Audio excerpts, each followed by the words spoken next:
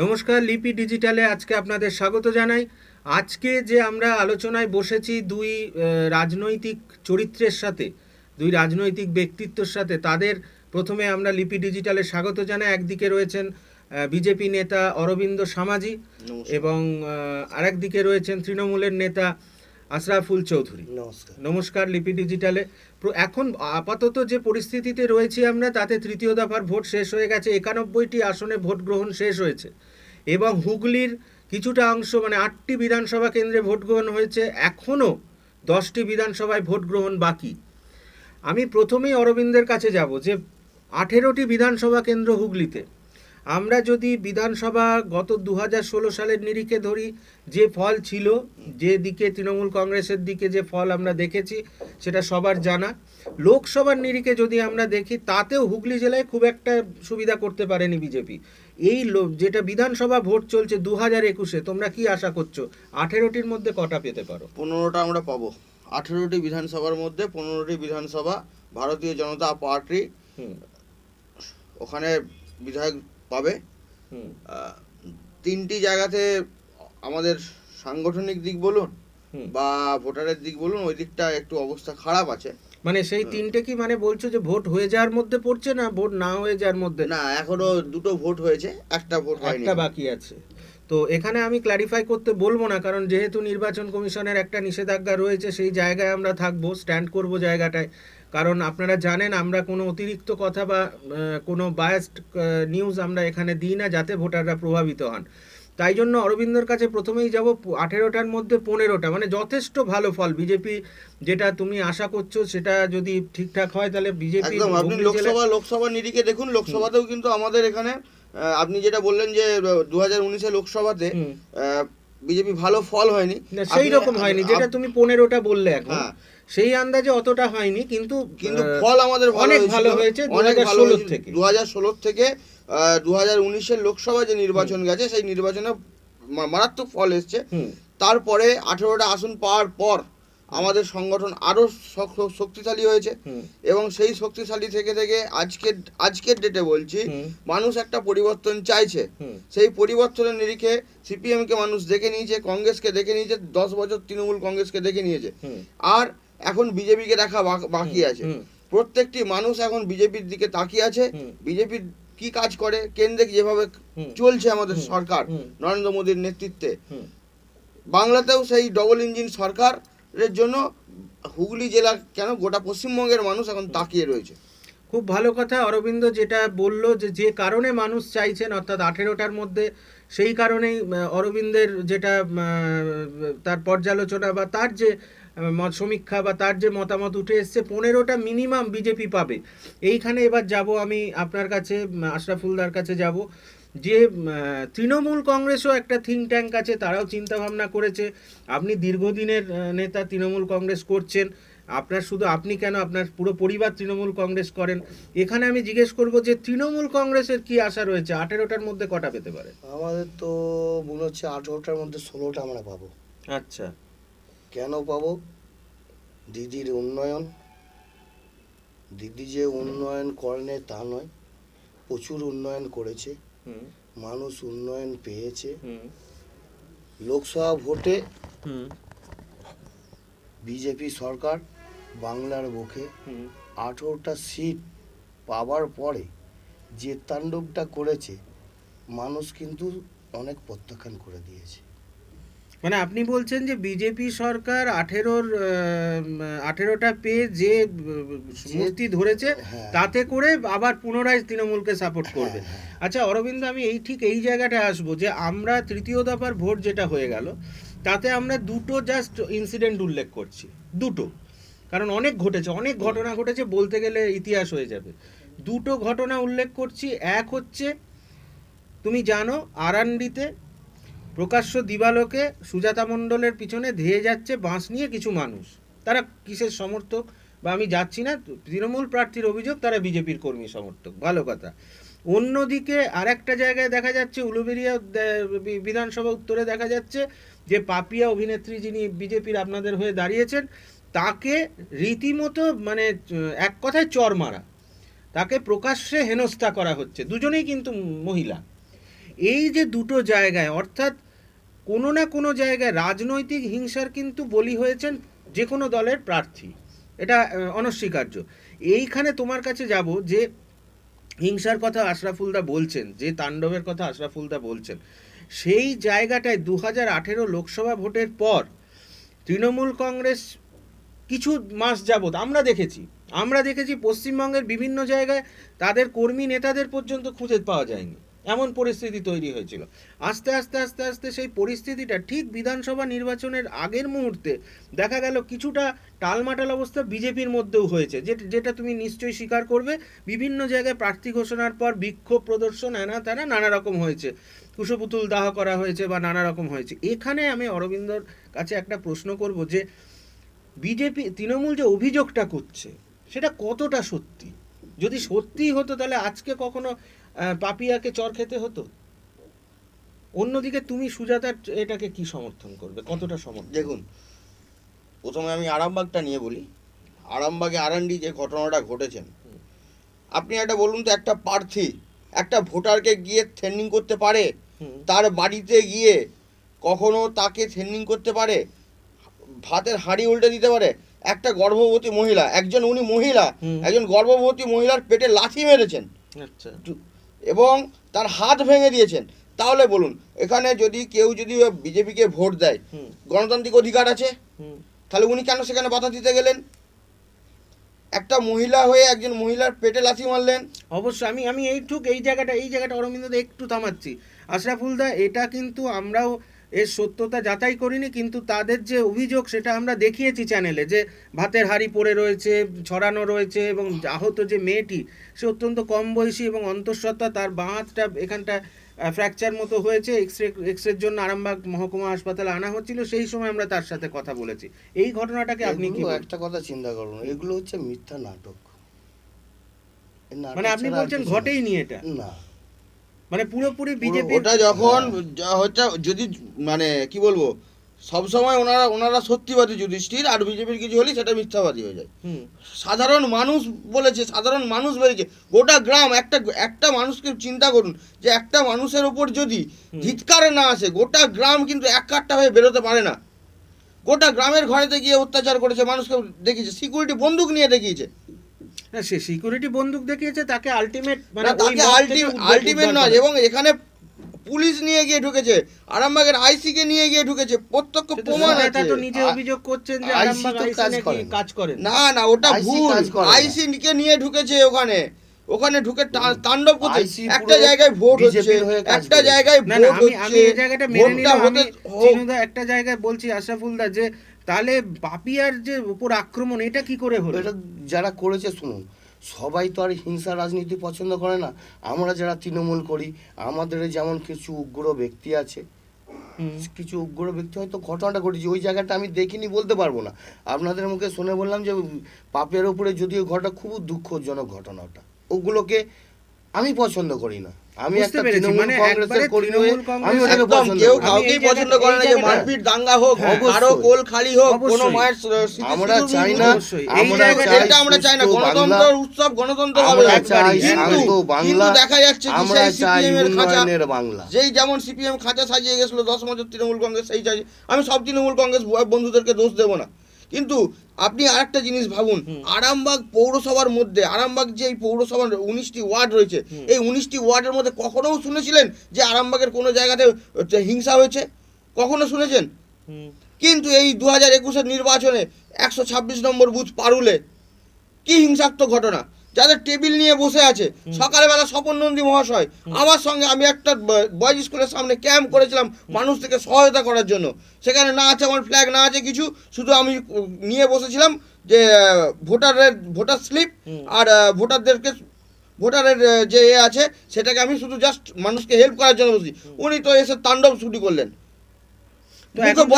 Aurobindo, vote হয়ে গেছে, তারপরেও আমরা দেখছি বিভিন্ন জায়গায় কোথাও বিজেপি কর্মীদের উপর হামলা হচ্ছে, কোথাও যেখানে বিজেপি সংখ্যাগরিষ্ঠ তৃণমূল হামলা করছে, কোথাও বিজেপি হামলা করছে। এই যে জায়গাটা, অর্থাৎ যেটা উনি বললেন, একটা কিন্তু পরিষ্কার যে কিছু আছেন নরমপন্থী মানুষ, সেটা বিজেপিতেও আছেন, কিছু আছেন চরমপন্থী মানুষ। এই জায়গাটা আদি নব্য, এই জায়গাটা বিজেপিরও যেমন দ্বন্দ্ব আছে, আছে। তেমনি তৃণমূলেরও আছে। উনি বিজেপির তৃণমূল কংগ্রেস দীর্ঘদিন ধরে করছেন, উনি একজন আদি তৃণমূল কংগ্রেস কর্মী। তুমি একজন নবীন বিজেপি কর্মী, নব্য বলা যাবে এই কারণে বলছি, তোমার বয়সের কারণে। তুমি অনেক দিন ধরে পার্টিটা করছো, কিন্তু কোথাও একটা আমরা দেখেছি যে, আমি কালকের ঘটনাটাই যদি বলি, গতকাল রাতের যে ঘটনাটা সুজাতা মণ্ডলকে নিয়ে যেটা ঘটলো, সেখানে যেটা ঘটনা ঘটলো, প্রার্থী সেখানে গেছেন রাত 11টা 11:30 নাগাদ। সেখানে যাওয়ার পর একটা বিক্ষোভের মুখে পড়েছেন। বিক্ষোভ যারা করছেন তারা কি বিজেপি কর্মী? তুমি স্বীকার করো, যারা করছেন তারা কি আদৌ তোমরা দীর্ঘদিন ধরে বিজেপি করে আসছো, ক্যামেরা যাদের সাধারণ মানুষ মুখ দেখছে, এই জায়গাটা তোমাদের মনে হয় না একবারও যে বিজেপির যে আদিম বা বিজেপির যে পবিত্রতা, বিজেপির যে খাঁটি যে জায়গাটা, সেটা থেকে কিছুটা হলেও সরে আসছে? যেখানে আপনিও নিজে বুঝতে পারছেন, দিলীপ ঘোষ যেখানে টিকিট পাচ্ছে না, তুমি ভালো করে ভেবে দেখো, টিকিট নিচ্ছেন না বা নেননি কেন আমি জানি না, কিন্তু তুমি বলো সারা রাজ্যে বিক্ষোভ হয়েছে, অথচ কেউ বিক্ষোভ করেছে যে দিলীপ ঘোষ কেন টিকিট পায়নি বা ওনাকে টিকিট দেওয়া হোক, আমরা ওনার পথে অনুসারী হতে চাই? না দেখুন, দিলীপদার ব্যাপারটা বলি। দিলীপদা একবার বিধায়ক হয়েছেন, সেখান থেকে মেদিনীপুরে দাঁড়িয়ে সাংসদে গেছেন। তো আবার যদি বলেন যে কি বলে টিকিট নেব বা টিকিট, তাহলে মুখ্যমন্ত্রী কে হবে? মুখ্যমন্ত্রী প্রজেক্ট আছে দাদা, আমি এখনো বলছি মুখ্যমন্ত্রী প্রজেক্ট আছে। না প্রজেক্ট তাহলে আছে, মুখ্যমন্ত্রী প্রজেক্ট আছে, এবং মুখ্যমন্ত্রী হবে হুগলি জেলা থেকেই হবে। হুগলি জেলা থেকেই মুখ্যমন্ত্রী হবে। যে হুগলি জেলায় 18টি সিট বলছেন আপনি, সেই 18টা সিটের মধ্যেই একজন আছে যেখানে হচ্ছে কি বলে আমাদের মুখ্যমন্ত্রী প্রজেক্ট আছেন। কিন্তু এখন আমাদের বিজেপি কোনো দিন আপনি কোনো জায়গায় দেখেছেন যে মুখ্যমন্ত্রী প্রজেক্ট করে লড়ছে কাউকে? সেটা তো আমরা দেখেছি বিজেপির যে উত্তরপ্রদেশের নির্বাচনের সময় আমরা মানে কেউ ভেবেছিল যোগী আদিত্যনাথ না হলেও যোগী আদিত্যনাথ ওখানে যেভাবে সংগঠন করেছিলেন, তাকে ছাড়া মুখ্যমন্ত্রী বিজেপিকে কাউকে করার কথা ভাবেনি, দ্বিতীয় কোনো নাম নেই। এখানে তুমি দেখেছো সদ্য তৃণমূলে যোগ দিয়েছে শুভেন্দু, তার নাম উঠছে তিনি মুখ্যমন্ত্রী হতে পারেন, কেউ বলছে মুখ্যমন্ত্রী হতে পারে। কিছু রটনা থাকে, কিছু ঘটনা থাকে। দেখতে পাবেন 2রা মের পর যখন শপথ গ্রহণ হবে কে মুখ্যমন্ত্রী হবে সেটা আপনি দেখতে পাবেন। আপনাকে এটাও বলেছিলাম হুগলি জেলা থেকে। অবশ্যই আশরাফুল দা, এখানে আমি বলছি হুগলি জেলা থেকে, হুগলি জেলার প্রসঙ্গে আমি পরে আসব, কিন্তু একটা কথা তো সত্যি যে এই 18টা সাংসদ পাওয়ার পর, 18টা সাংসদ তোমাদের বিজেপির যেটা 2019-এ পেল, তারপরেও বলছে যে সেইভাবে পূর্ণ মন্ত্রিত্ব পেল না কেউ বাংলা থেকে। ঘটনাটা হচ্ছে সেটাই, যে কটা মন্ত্রী দিচ্ছে হাফ প্যান্ট পরা মন্ত্রী। আমাদের বাংলা যখন 2টো সাংসদ দিয়েছিল তখন 2টো মন্ত্রিত্ব পেয়েছিল, আর আজকে 18টা সাংসদ দিয়ে তাদের কি পূর্ণ মন্ত্রিত্ব পাওয়ার কারোর যোগ্যতা ছিল না? সেখানে দেখা যাচ্ছে যে পরবর্তীকালে সেই সাংসদদের মধ্যেই আবার বিধানসভায় দাঁড়াচ্ছে। এই ব্যাপারে তুমি কি বলবে? না, ওটা দাঁড়াতেই পারে, কারণ এটা তো আমি মনে করি এই রুলসটা বন্ধ হওয়া দরকার। সেখানেই আমার প্রশ্ন, এটা এই রুলসটা বন্ধ হওয়া দরকার। কিন্তু দেখুন সাংসদ এতজনকে কি দরকার ছিল? প্রার্থী কি ছিল না? আজকে রবীন্দ্রনাথ ভট্টাচার্যের মতো লোককে প্রার্থী করা হলো।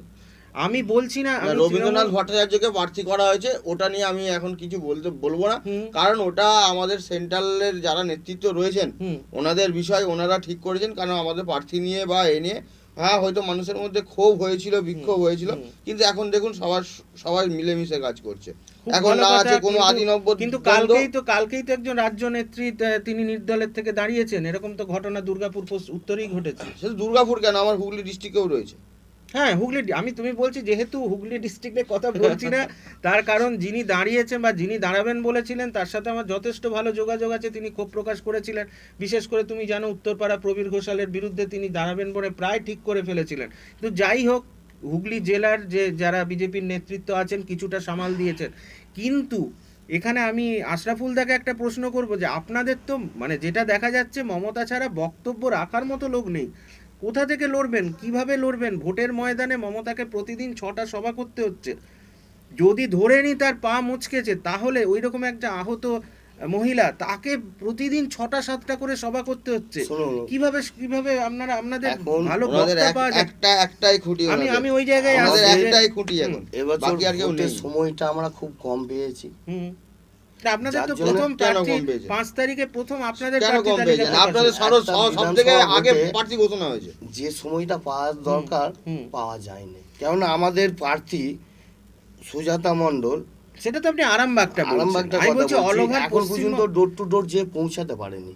ভোট হয়ে গেছে, ভোটের আগে যে আমাদের সেটা তো প্রত্যেকবার তাহলে আমাদের সাংগঠনিক দক্ষতা দেখুন, সেটা তো যেখানে আর- সংগঠন নেই বলে আজকে ভোট সংগঠন পৌঁছে নেই, পারে না। সময়ের আমাদের অভাব। আমাদের অনেকদিন ওটা পরে সময়ের হয়েছে। সময়ের অভাব বলতে আমাদের আমি অরবিন্দ এখানে একটু ক্লিয়ার করে দিই ব্যাপারটা। যেদিন 5 তারিখ প্রার্থী ঘোষণা হয় তৃণমূল কংগ্রেসের, সুজাতা মণ্ডল আরামবাগ থেকে দাঁড়াচ্ছেন ক্লিয়ার, হুম, একবারে সুন্দর ডিক্লেয়ার হয়ে গেলেন। তিনি এলেন 11 তারিখ হুম। আরামবাগে, অর্থাৎ 6 দিন কিন্তু কেটে কেটে গেছে। গেছে। তারপরে আসার পর তার বুঝতে সময় লাগলো 4 দিন, যে কাকে ধরবো, এখানে কে নেতা আছে বা কাকে ধরলে ভালো হবে। এই যে গ্যাপটা পরে আস্তে আস্তে আস্তে আস্তে মেকআপ হয়েছে কিছুটা, কিন্তু অনেকটাই হয়েছে। ততক্ষণে দেখা গেছে যে প্রচারের দিন ফুরিয়ে গেছে। অথচ যে বিকেলে সন্ধেবেলা মধুসূদন বাগের নাম ঘোষণা হয়েছে, আমরা স্টুডিওতে, তিনি এসেছিলেন আমাদের প্রথম, আমাদের স্টুডিওতে আসেন তিনি কিন্তু সেই দিন থেকে প্রচারে ঝাঁপিয়েছেন। হ্যাঁ, আমাদের প্রার্থী হতে ঝাঁপাইনি, আমরা কর্মীরা তো আমরা ঝাঁপিয়ে পড়েছিলাম। 5 তারিখে ডিক্লেয়ার হয়েছে, প্রচার হয়নি কেন বলছেন? 6 তারিখ থেকে আমরা দেয়াল লেখান শুরু করে তাহলে দিয়েছি। প্রচার শুরু হয়ে হ্যাঁ, গেছে। প্রচার শুরু হয়ে কিন্তু গেছে। মানুষের কাছে এবার গিয়ে শোন না, পৌঁছাতে পারেনি। প্রার্থী প্রচার শুরু হয়েছে কিন্তু মানুষের কাছে গিয়ে পৌঁছাতে পারেনি। একদম প্রত্যেকবার আমরা যেমন দেখেছি, এর আগে 2 ভাইয়ের বিধায়ক ছিলেন আমাদের কৃষ্ণচন্দ্র সাঁতরা, ওনাকে নিয়ে আমরা ডোর টু ডোর যেমন যেতে পেরেছি, এবারে সেই জায়গাটা আমরা যেতে পারিনি। হ্যাঁ, সুতরাং আপনারা প্রার্থী হ্যাঁ। যেহেতু হেভিওয়েট পাননি, সবসময় তাকে পাননি, যেহেতু প্রার্থী হেভিওয়েট একজন হ্যাঁ, তারকা প্রার্থী দাঁড়িয়েছে। ওনাকে হ্যাঁ, উনি তারকা প্রার্থী, এটা এবার এখানে আমি এই জায়গাটাতে আমি কিন্তু তারকা আমাদের কথাটা নিচে কেন তলার বললাম, কর্মীরা প্রথম দিন থেকে কর্মীরা আমরা ডোর টু ডোর চলে গেছি 3 বার হ্যাঁ, 4 বার করে, হ্যাঁ। কিন্তু প্রার্থীকে নিয়ে যে যাওয়া, সেই যাওয়াটা আমাদের অবশ্যই হয়নি। অবশ্যই আমি নিজে মনে আছে যখন সংসদ ইলেকশন হচ্ছে, তোমার লোকসভা, তখন গতবারের কথা বলছি, তখন মানে এইবারেরটা না, তার আগের বারেরটার কথা বলছি, যে অপরূপা পোদ্দার যিনি দাঁড়িয়েছিলেন, আফরিন আলী, তাকে দেখেছি ডোর টু ডোর যেতে। ইভেন আমি নিজে চোখে দেখেছি ঘরের প্রতিটা ঘরে, ওটা মনে হয় ওয়ার্ডে 2014 কথা বলছেন। 2014, Yes. তখন কিন্তু চারদিকে ধরো লোকসভার এরিয়াটা অনেক বড়, বিধানসভার নিরিখে তিনি কিন্তু প্রতিটা ঘরে ঘরে ঢোকার চেষ্টা করেছিলেন। আবার 2019-এ দেখেছি, আমরা তাকে দেখতে পাইনি, আমরা তাকে দৃশ্য তো দেখতে পাইনি আরামবাগে বহু ওয়ার্ডে তিনি যেতে পারেননি। হতে পারে একজন প্রার্থীর বহু কাজ থাকতে পারে, সেখানে তার জয় নিয়েও প্রশ্নচিহ্ন উঠেছিল, কিন্তু প্রথমবার বিধায়ক পদে দাঁড়ালেন, অর্থাৎ রাজনীতির ময়দানে পা রাখলেন বলা যায়, খাতায় কলমে, সুজাতা মণ্ডল। সৌমিত্র খাঁ, তার যিনি পূর্বতন স্বামী, পূর্বতনই বলছি, তিনি বারবার দাবি করছেন সুজাতা মণ্ডল তিনি অলরেডি তাকে পরিত্যাগ করেছেন। কিন্তু আমরা যেটা বলতে চাইছি যে সুজাতা মণ্ডল যেরকম লড়াকু নেত্রী, যেরকম দাপুটে মেয়ে, তাতে মমতা আশা করেছিলেন আরামবাগ থেকে দাঁড় করালে হয়তো কিছু সুবিধা হবে। কিন্তু আপনি একজন প্রবীণ ব্যক্তি, আদি নেতা তৃণমূল কংগ্রেসের, আদিদের কি সুজাতা মণ্ডল আদৌ গুরুত্ব দিয়েছেন সেইভাবে? শুনুন, এটা আমরা বলুন তো, আপনি খোলামেলা বলুন। আমরা মমতা ব্যানার্জিকে দেখে দল করতে এসেছি, হ্যাঁ, অবশ্যই, অন্য কাউকে দেখে অবশ্যই। দল করতে আসিনি। না। অতএব মমতা ব্যানার্জি আমাকে যে প্রার্থী দিয়েছে, সেই প্রার্থীর হয়ে আমি কাজ করে গেছি, সেই প্রার্থীকে আমরা অবশ্যই প্রচার করে অবশ্যই গেছি। করবেন। আর একটা কথা আপনি চিন্তা করুন, 2019-এর লোকসভা ভোটের পর আরামবাগ যে তাণ্ডবটা করেছে, আরামবাগ কথা একটা বলছি, ন্যাড়া বেলতলায় একবার যায়।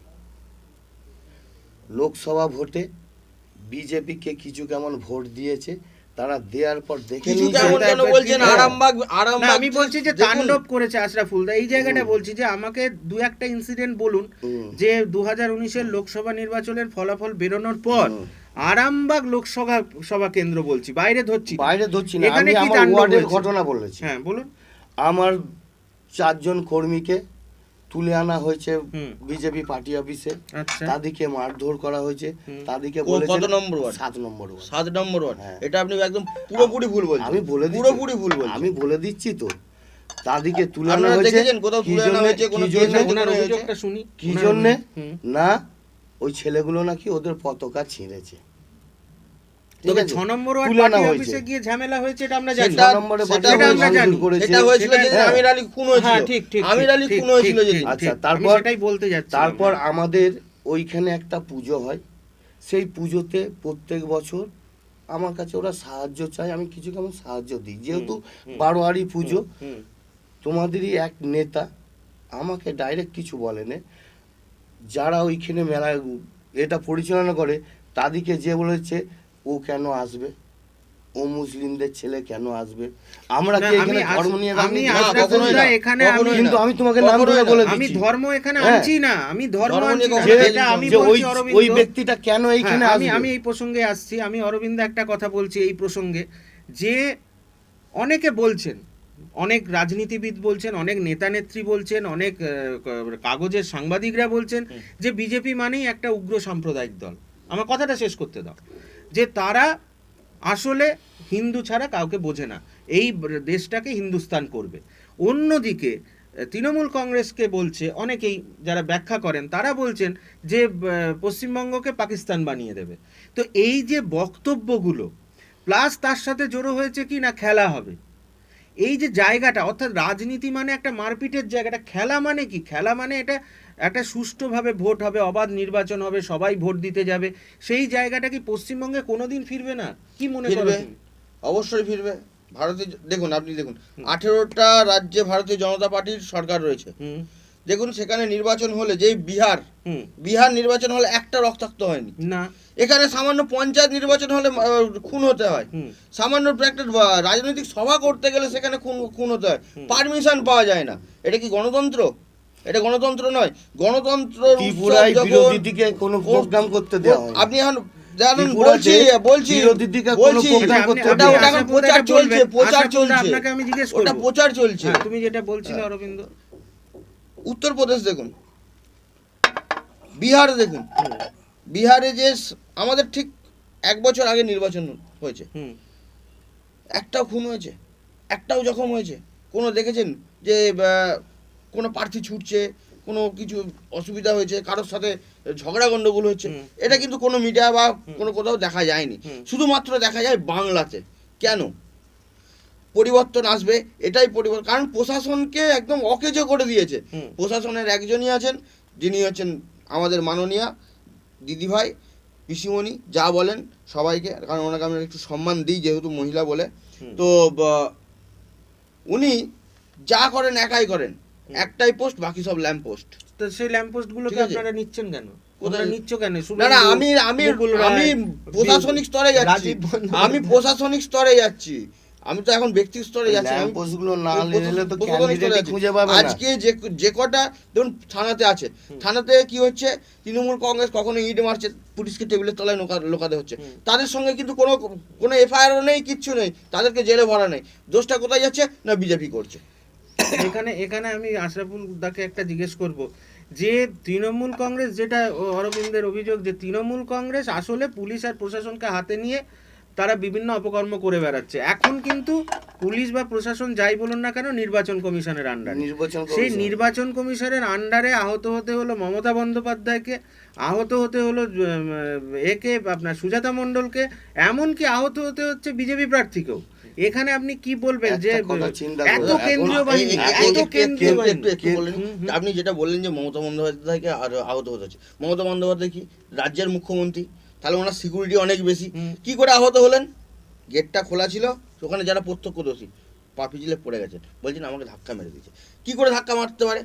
এত সিকিউরিটি, তাদের দলের লোক, তাদের সেখানে সব কিছু হচ্ছে, আমাদের ওখানে একটা লোক নেই, কেউ নেই, বলে দিল যে বিজেপি করেছে। এটা আসলে কিছু না, এটা হচ্ছে পিকের আইওয়াশ। আপনি দেখবেন কোনো এক রাজ্যের দায়িত্ব বোধহয় পিকে ছিল, সেখানেও ঠিক সেম হয়েছিল। আজ থেকে 5 থেকে 6 বছর আগে দেখবেন, মানে আমার এই মুহূর্তে মনে পড়ছে না, তো দেখবেন সেই ওই ভাঙা পা নিয়ে সব জায়গাতে মঞ্চ করছিল। মানুষ এখন বুঝে গেছে আর ভাঙা পায়ে কিছু হবে না। সেটা 2 তারিখের পরই বুঝে যাবে। একটা কথা চিন্তা করুন, বলছে ডবল ইঞ্জিন সরকার। ডবল ইঞ্জিন সরকার তো বললো তো 19টা রাজ্যে চলছে, সেই 19টা রাজ্যের কি হাল একবার করুন, 18টা রাজ্যের কি হাল দেখুন। কোথাও এনআরসি, কোথাও হাতরাসের মতন ঘটনা আপনারা জানেন, নারীরা সুরক্ষিত নয় জানেন। হ্যাঁ, প্রতিবাদ করতে গেলেই তোমার উপরে ঝামেলা। একটা কথা, আমাদের এখানে যে অমিত শাহ আসে, কি করতে আসে? সার্কাস দেখাতে আসে। উনি আমাদের যেসব নেতাদের ওপরে তকমা লাগিয়েছিলেন, সেই সব নজরদারি উনি নিয়েছেন। ভাগ মুকুল ভাগ, মনে পড়ে? মুকুলকে নিয়েছে। শঙ্কুদেব পান্ডা সারদা কাণ্ডেরে, সব্যসাচী যার নামে সিন্ডিকেট আছে, নিশীথ প্রামাণিক যার নামে নারী পাচারকারী রয়েছে, আবার লাস্টে শুভেন্দু দেখলেন এই জায়গাটা অরবিন্দ, আমি একটা জিনিস আমি তোমাকে জানতে চাইছি, একেবারে তুমি বিজেপির একজন একনিষ্ঠ কর্মী হিসেবে বলো তো, যে আমরা দেখেছি পাণ্ডবেশ্বর, তুমি নিশ্চয়ই জানবে, জিতেন্দ্র তেওয়ারি, তার মতো একটা তৃণমূলের লোক যাকে আমরা গুন্ডা বলে জানি, যিনি গুন্ডামি করে ওখানে বহু বিজেপি কর্মীর পা ভেঙে দিয়েছেন, মাথা পাঠিয়ে দিয়েছেন, তো সেখানে পাণ্ডবেশ্বরে জিতেন্দ্র তেওয়ারি, তুমি আগেও দেখেছো, আসছি যাচ্ছি, এটা নাটক চলছিল, এই কালকে বোধহয় ঢুকবে, আবার বেরিয়ে আসছে, আবার যাচ্ছে, আবার তাকে নিয়ে ঠিক আছে, তাকে দলে নিতেই পারে, দল শুদ্ধিকরণ করবে, পরে তার যা হওয়ার হবে, তাকে বিধানসভায় টিকিট দেওয়া হয়ে যাচ্ছে। না, আমি তো বললাম টিকিট কাকে দিয়েছে, কি জন্য দিয়েছে, কি নিয়ে দিয়েছে, ওটা সেন্ট্রাল নেতৃত্ব জানে, আমাদের ওপর থেকে সমস্ত কিছু ঠিক হয়ে যায়, তো আমরা সেটাকে মেনে নিই। অনেকে মানতে পারে না, বিক্ষোভ টিক্ষোভ হয়, কিন্তু তারপরে আবার নেতৃত্বের সাথে কথা বলে ওটা মেনে হয়ে যায়। মানে এই নয় যে কি বলে তার সাথে খণ্ডযুদ্ধ। পাণ্ডবেশ্বরে কি সত্যি বিজেপির কোনো প্রার্থী ভালো মুখ ছিল না? আর ছিল, অবশ্যই ছিল, কিন্তু উত্তরপাড়ায় ছিল না, ছিল, আমি বলছি তো ছিল না নয়। এখন হচ্ছে কি যে তুমি একটা জিনিস ভেবে দেখো অরবিন্দ, আজকে আমি কথার কথা বলছি, আজকে আশরাফুলদা তৃণমূলের নেতা, ভালো কথা, কালকেই দেখা গেল উনি আরামবাগের একটা প্ল্যাটফর্মে দাঁড়িয়ে বিজেপিতে জয়েন করলেন, কালকে কিন্তু উনি বলবেন যে আমি যে সেদিন যেটা বলেছিলাম ভুল ছিল, আরামবাগে এই হুগলি জেলায় আসলে তৃণমূল নয়, বিজেপি 18টার মধ্যে 16টা পাবে। তো এই যে জায়গাটা, মানুষ কোথায় গিয়ে দাঁড়াবে, মানুষ কাদের বিশ্বাস করবে? তোমরা যারা দীর্ঘদিন ধরে একটা দলই করে এসছো, আশরাফুলদা দীর্ঘদিন ধরে একটা দলই করে আসছেন, কংগ্রেস জামানার মানুষ উনি, তো তোমাদের থেকে একটা অন্য শ্রেণীর নেতা উঠে আসছে, নেত্রী উঠে আসছে, যাদেরকে মানুষ আদৌ বিশ্বাস করবেন কিনা। আমি এটা নিয়ে আলোচনা করেছিলাম যে সুজাতা মণ্ডল আজকে তৃণমূল কংগ্রেসের টিকিটে দাঁড়িয়েছেন, কাল যদি জিতে যান তিনি যে বিজেপিতে যোগ দেবেন না, সেটা কে বলতে পারে? গ্যারান্টি আছে? সেরকমই আজকে তোমরা যাকে প্রবীর ঘোষালকে প্রার্থী করেছো, কালকে যদি কোনো সমস্যা হয় তিনি যে জিতে আবার মমতার গায়ে পায়ে গিয়ে পড়বেন না, তার কি মানে আছে?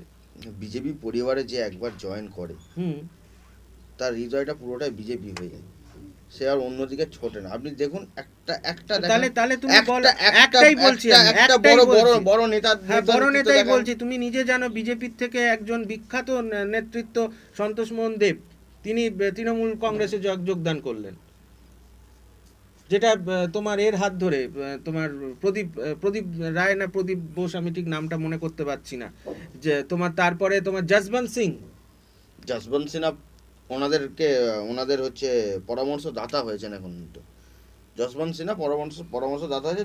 যশবন্ত সিনহার বয়সজনিত কারণে ওনাকে যেভাবে হয়তো কোনোভাবে দায়িত্ব দেওয়া হয়নি। তো দেখুন, দীর্ঘদিন ধরে করে আসছেন, আমাদের লৌহ পুরুষ আজবানিজির সাথে উনি কাজ করতেন, আমাদের অটলজির সময় উনি মন্ত্রিত্ব ছিলেন। একটা সময় কি হয় জানেন তো, যে বয়সজনিত কারণে অনেক কিছু ছেড়ে দিতে হয়। আজকে ধরুন এই যে আশরাফুলদা আছেন, দীর্ঘদিন কিন্তু উনি একটা জায়গাতে থাকতে পারবেন না। আজকে আমার কথা বলুন, থাকতে পারবেন না, কিন্তু তিনি তো বিজেপিতেও নিশ্চয়ই জয়েন করবেন না, যদি সেরকম আদর্শবান ব্যক্তি হন। ঠিক, তাহলে কি করে আমরা দেখছি যে উনি বিজেপির তৃণমূলের পরামর্শদাতা হয়ে জয়েন করছেন? হতে পারে, এরকম হতে পারে, হবে না যে তা নয়, কিন্তু আমি বলছি যে আপনি যেটা বললেন যে মানে যারা এসছে প্রবীর ঘোষাল বা আদার্স চলে যাবে, বিজেপির কেউ যাবে না, বিজেপির থেকে চলে যাবে, যেটা বলছেন যে সরকার গঠন হবে, যদি যায় সেরকম সম্ভাবনা তো যাবে না। যারা তৃণমূলের সাথে থেকে 10 বছর থেকে তৃণমূলের বিরুদ্ধে গিয়ে তারা দুম করে 1 মাসে বিজেপিতে হয়ে যেতে পারে, তা সেই মানুষগুলোকে এক মাসে বিজেপি হয়ে যেতে পারে। কালকে যে কালীপুরে যে ঘটনাটা ঘটেছে, মুখগুলো নিশ্চয়ই আপনি দেখেছেন, ওই মুখগুলো দেখুন সিপিএম এর আমলে তারা হাড় মারছিল, সেই হাড় মাতগুলো আজকে সেরকম দাদা আপনাদের অনেক দেখা গেছে, সেরকম আপনাদের অনেক দেখা গেছে। কালকের মুখগুলো দেখেছেন তো? রেজ্জাক মোল্লার কথা বলুন, রেজ্জাক মোল্লা সিপিএম এর মন্ত্রী ছিল, তৃণমূলের দুবারের মন্ত্রী হয়েছে, রেজ্জাক মোল্লা তারাই গন্ডগোল করছে। ওইরকম অনেক থাকে দাদা, অনেক থাকে। যারা শান্তিপ্রিয় মানুষ, যারা শান্তিতে বসবাস করতে চায়, যে দলে এটা বলতে পারবে না আমার দল দরজা খুলে রেখেছে, তাকে আসতে, আমি চাই আমার গ্রামের উন্নয়ন হোক, আমি চাই আমার শহরের উন্নয়ন হোক, আমরা প্রত্যেকেই চাই উন্নয়ন হোক, প্রত্যেকেই চাই, কিন্তু আদৌ কি উন্নয়নটা হয়েছে না শুধু ওই কয়েকজন কর্মী? আমি বলছি দাদা আপনি সৎ মানুষ, আপনার কোনো কিছু হয়নি, কিন্তু আপনার পাড়ার যে সমস্ত যারা কাউন্সিলর হ্যাঁ। রয়েছে তারা বলুন তো কি করেছে? থাকতে পারে। তাদের আজকে- দাদা আমি আপনাকে আজকে বলছি, একটা কথা বলে দিচ্ছি, কলা একটু- ব্যস্ত, সে আজকে পাঁচতলা বিল্ডিং করেছে, 6টা আমার গাড়ি করেছে। নেত্রী উন্নয়ন করেছে, আপনার আমার নেত্রী উন্নয়ন করেছে কি কাদের উন্নয়ন বাংলার করেছে? মানুষের কর্মীদের, কথা কিছু ভাবে। কিছু নেতাদের হ্যাঁ, উন্নয়ন হয়েছে। আমাদের নেতারা সাধারণ যারা মানুষের কোথায় করেছে উন্নতি তারা হয়েছে? তলিয়ে গেছে। সাধারণ মানুষের কোথায় যে উন্নতি হয়েছে? নেতারা করেছে তারা তলিয়ে গেছে। আজকে আকবর আমার আলীর মতন দিদি নেতাকে বাংলার মানুষের উন্নয়ন করে। পঙ্গু হয়ে আমার গেছে। দিদি আপনার দলের কথাই বলছি, 25,000 টাকাটা দেয়, আপনার দলের মানুষ কথাই দেখে বলছি। দেয় না। আমার দিদি রূপশ্রীর যে 25,000 টাকাটা দেয় সেটা মানুষ দেখে দেয় না, যে ও বিজেপি করে ওকে দেবো না, কে বললো ও হয় না? তৃণমূল করে কে দেয় বললো না। হয় না? আমি বলছি কত হয় না। প্রমাণ নেবেন? কত প্রমাণ নেবেন? কন্যাশ্রীর টাকা কত প্রমাণ নেবেন? প্রত্যেকজন পেয়েছে। বিজেপি করে বলে হ্যাঁ, তাকে প্রধানমন্ত্রী হতে পারে আবাস না। যোজনা ঘর দেয়নি। হতে পারে না। ঘর দেয়নি। আমার তুমি- পাড়াতেই হ্যাঁ, আছে। আমি আরো- আমার হতে পারে পাড়াতেই না। আছে। এইরকম একটা দুটো প্রমাণ দাও না আমাকে, একটা দুটো বলো তো যে আপনাকে দেখিয়ে দেবো, আসুন। হ্যাঁ, মানে আসুন। একবারে কনফার্ম একদম ডকুমেন্ট ডকুমেন্ট সহ দেখিয়ে দেবো। সে আমার বিজেপির কর্মী বলে তাকে ঘর দেবো না। আমফানে তার- আমরা একটা তুমি অভিযোগ আমার শুনেছি। 7 নম্বর ওয়ার্ডে আম চলো, বলে দিলুন। তোমার কর্মীরাই বেশি ঘর দিয়েছি, তোমার কর্মীরাই বেশি ঘর পেয়েছে। 7 নম্বর ওয়ার্ড চলো, মুন্ডুমালাই চলো, তোমার কর্মীরা বেশি ঘর পেয়েছে। আমি আপনাকে দেখিয়ে দেবো, আপনাকে দেখিয়ে দেবো। হ্যাঁ, তার মধ্যে একটা আধটা miss আপনার হতে পারে, আপনার- হয়নি যে তা আপনার নয়। ওয়ার্ডের আমি ওয়ার্ডে কি আমি বলছি? দেখিয়ে দেবো। তোমার রাজকুমার পুরকাইত তোমাদের একজন ভালো কর্মী, জিজ্ঞাসা করো, ঘর পেয়েছে। আমি বললাম তো ওই যে তো আপনার তুমি আমার ওয়ার্ডেও 7 আমি নম্বর দেখিয়ে ওয়ার্ডটা দেবো। চলো না, তোমার বিজেপি কর্মী যা ঘর পেয়েছে, আমার তৃণমূলের কর্মী সেই ঘর পায়নি, তার ডবল ঘর পেয়েছে, পায়নি। তার ডবল ঘর পেয়েছে। আচ্ছা, আর একটা দুটো ঘর জিনিস পেয়েছে। সামনে অভিযোগ উঠেছিল এই প্রসঙ্গে, যেহেতু এলো যে আবাস যোজনার কথাটা, আবাস যোজনায় আমরা বিভিন্ন জায়গায় খবর পেয়েছি যে কাউন্সিলর হুম।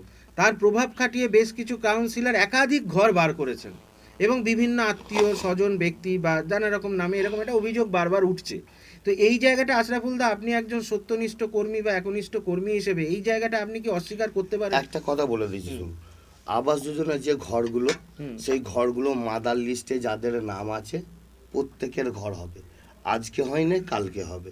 আপনি ধরুন, আপনি আপনার বাড়িতে আপনার ছেলের বিয়ে দিচ্ছেন, 500 লোককে আমন্ত্রিত করেছেন, 500 লোককে কি আপনি একসঙ্গে খাওয়াতে পারবেন? পারবেন না, আপনাকে পাট পাট খাওয়াতে হবে। সেই রকম কাজ হচ্ছে, মাদার লিস্টে যাদের নাম আছে আমরা পরিষ্কার- প্রত্যেকই ঘর পাবে। আগে আর এখানে পরে। এখানে পরিষ্কার একটা কথা বলি, আমরা দেখেছি এবং জনসাধারণ যারা দেখছেন আমাদের সামনে, যারা লাইভে আছেন তাদের বলি যে আমরা দেখেছি কংগ্রেস আমলে আমাদের দেখার সুযোগ হয়নি, আমরা শুনেছি, আমরা শ্রোতা, কিন্তু সিপিএম এর আমলে দেখেছি শেষ 10 বছর যারা পার্টি কর্মী, যারা পার্টির সাথে সক্রিয়ভাবে যুক্ত নেতা মন্ত্রী থেকে শুরু করে এমনকি একবারে গ্রাসরুট লেভেলের কর্মীদের পরিবার পিছু মানে একবারে চাকরি কনফার্ম বাধা, তিনি সিপিএম এর সাথে যোগ আছে মানে সে চাকরি পাবে, তার ভাই হোক, তার দিদি হোক বা তার পরিবার হোক, কেউ না কেউ ঠিক ঢুকে যাচ্ছে সরকারি চাকরিতে। এখনও তারা বহাল তবিয়তে রয়েছেন, তৃণমূল তাদের কিচ্ছু করেনি, তাদের সাথে বরঞ্চ পিঠ চাবড়েছেন যে ঠিক আছে তোমরা ভাই যা করেছো 34 বছর ধরে, এই 10 বছর আমাদের খেতে দাও, আমরা নতুন এসছি, আমরা এ করব। আপনি নিশ্চয়ই জানেন, আশরাফুল দা অস্বীকার করতে পারবেন না, যিনি বিধায়ক কৃষ্ণচন্দ্র সাদরা, তার পরিবারের কতজন চাকরি পেয়েছেন। আপনি যদি ধরেন গুণধর খাড়া পঞ্চায়েত সমিতির সভাপতি, রানিং সভাপতি, তার এতে দৌলতে কতজন চাকরি পেয়েছেন, এরকম যদি বার করা যায়, এটা তো আমাদের সাংবাদিকতার মানে যে আমরা ব্যাখ্যা করেছিলাম যে কৃষ্ণচন্দ্র সাদরাকে টিকিট দেওয়া হয়নি একটাই কারণে, তিনি পরিবার তোষণ করেছেন, পরিবারের লোকেরা চাকরি পেয়েছে। মমতা বন্দ্যোপাধ্যায় যে নীতি আদর্শ নিয়ে একা চলছেন বা এখনো পর্যন্ত যে জায়গায় যাচ্ছেন, অন্তত আমি মনে করি একজন মানে প্রবীণ সাংবাদিক হিসেবে বা দীর্ঘদিনের সাংবাদিকতার অভিজ্ঞতা আছে যে মমতা বন্দ্যোপাধ্যায়ের বিরুদ্ধে হয়তো কেউ কালি চেটাতে পারবেন না, কিন্তু আপনাদের দলের যারা একবারে নিচু কর্মী, নিচু তলার কর্মী, তারা ভুরি ভুরি অন্যায় করেছেন, কাটমানি তোলাবাজি কি করেননি। আমি পুরো হুগলি জেলা বলছি না, আপনার শহরেও প্রচুর উদাহরণ আছে। সেইখানে শুদ্ধিকরণের বদলে এমন একটা জায়গা এসছে যেখানে অভিষেক বন্দ্যোপাধ্যায়কে পুরো দায়িত্ব তুলে দেওয়া হয়েছে এবং দল ভাঙতে শুরু করেছে, একের পর এক নেতা বেরিয়ে গেছেন, অন্য দলে যোগ দিয়েছেন। এখানে আপনার যে সিঙ্গুর আন্দোলন, নন্দীগ্রামের আন্দোলন, যদিও সেটা নিয়ে আবার নতুন করে বহু বিতর্ক দানা বাজছে, তবু বলি সেই সময়ের যে সংগ্রাম, সেই সময় আপনি দিদির কথা ভালো মতো জানেন, সেই সময় তার সংগ্রাম নিয়ে আমরা তখন অনেক ছোট, তবু আমরা তখন আলোচনা করতাম যে একজন মহিলা কিভাবে এত বড় একটা সাম্রাজ্যের বিরুদ্ধে লড়ছেন। আপনার একজন তৃণমূল কর্মী হয়ে, একদম একনিষ্ঠ কর্মী হয়ে আপনার মনে হয় না যে এই কারণেই আজকে তৃণমূলের এই অবস্থা? হ্যাঁ, আমাদের ভুল আছে তো, চলার পথে ভুল না থাকলে আমাদের এরকম পরিস্থিতি হতো না। আমাদের কিছু কেমন নেতার ভুলে আজকে আমাদেরকে অনেকটা মাসুল দিতে দাদা হচ্ছে। স্বীকার করলেন কিন্তু হ্যাঁ, ভুল আছে আমাদের, অবশ্যই, আমাদের আমি এটাই চলার পথে বলছি। ভুল আছে। কি আমি- বললাম? আমাদের চলার পথে ভুল আছে। হুম, আমি সেই সেটাই ভুলটা বলছি যে যাতে আর না হয় সেইটা তার দিকে যদি সাধারণ আমাদের মানুষ লক্ষ্য আছে। 21 একটা কথা, আমি সুযোগ দেন, বড় মাপের নেতা নয়, আমি একজন বুথ কর্মী। অবশ্যই এই আমি জন্যই আমি চাই বলছি। আমার এলাকাটা যাতে আমরা সব মানুষ শান্তিতে থাকি। হুম। আমাদের উন্নয়ন বলতে রাস্তা, আলো, জল, এছাড়া আর কি উন্নয়ন আর চাইবো একটা বলো? জিনিস এই জায়গায় আসবো যে উন্নয়ন কম করেননি মমতা বন্দ্যোপাধ্যায়। মমতা বন্দ্যোপাধ্যায় কিন্তু একা লড়ে যাচ্ছে না এখনো, কিন্তু অরবিন্দ যেটা বিজেপির ক্ষেত্রে বারবার বিভিন্ন জায়গায় সমালোচনা হচ্ছে, চর্চা হচ্ছে, যে সেই অর্থে মমতা বন্দ্যোপাধ্যায় ঠিক বিপরীতে দাঁড়ানোর মতো লোক। তুমি জানো ভালো করে, তুমি আজকে বললে যে হুগলি জেলা থেকেই মুখ্যমন্ত্রী হচ্ছেন, তাহলে আমি এখানে ধরে নিতেই পারি ভাইস ভার্সা শুভেন্দু অধিকারী কখনোই নন। শুভেন্দু অধিকারীকে কিন্তু নন্দীগ্রাম থেকেই দাঁড় করানো হয়েছে মমতা বন্দ্যোপাধ্যায়ের বিপরীতে। তাহলে সেখানে যদি মমতা বন্দ্যোপাধ্যায় হেরে যান, কথাটা ভালো করে শোনো, সেখানে যদি হেরে যান, দল কি শুভেন্দুকে অস্বীকার করতে পারবে? তখন কি আদৌ পারবে যে মানে তখন কি ঢোক গিলে ওই শুভেন্দুকেই গ্রহণ করতে হবে না? দেখুন, এটা আমাদের দিল্লির সিদ্ধান্ত, কেন্দ্রীয় নেতৃত্বের সিদ্ধান্ত। তাহলে কেন্দ্রীয় নেতৃত্বের সিদ্ধান্তই যদি হয়, তুমি বলছো কি করে যে হুগলি জেলা থেকে মুখ্যমন্ত্রী হবে? আমরা আভাস পেয়েছি, আচ্ছা। যেটুকু আভাস পেয়েছি সেটুকুই আপনাকে আমি বললাম। আমি নাম বলতে মানে এটা বলাটাও আমার উচিত ছিল না, যদিও আমার মুখ ফসকে বেরিয়ে আবেগে বেরিয়ে গেছে। তো দেখতে থাকুন 2 তারিখের পর। দেবাংশুদা, বলবো না। হ্যাঁ, না এখানে আমি আশরাফুল দা একটা জায়গা এখনো শেষ করিনি, সেটা হচ্ছে নন্দীগ্রামে যখন দোসরামে টিভিতে, আমি জানি সমস্ত বড় চ্যানেল, সমস্ত মিডিয়া সবাই নন্দীগ্রামে তারা কিন্তু দিকে গোটা ভারতবর্ষ তাকিয়ে আছে। দুভাগ ভাগ করে নেবে। তারা একদিকে দেখাবে ভোটের সমস্ত রাজ্যের ফলাফল 293টা আসনে, আর একটা দিকে শুধু থাকবে মমতা বন্দ্যোপাধ্যায়, শুভেন্দু অধিকারীর নাম। সেইখানে আমার এইখানে যেটা প্রশ্ন বা আমার বলার, সেটা হচ্ছে এই শুভেন্দু অধিকারীর জায়গাটায় বিজেপি তার কোনো নেতৃত্বকে কেন জায়গাটা করে দিল না? মমতার বিরুদ্ধে, মমতার বিপক্ষে একটা মুখ, ধরো তুমি যেটা বললে সব ল্যাম্প পোস্ট, একটাই পোস্ট, বাকি সব ল্যাম্প পোস্ট, সেই পোস্টের বিরুদ্ধে বিজেপির পোস্ট কই?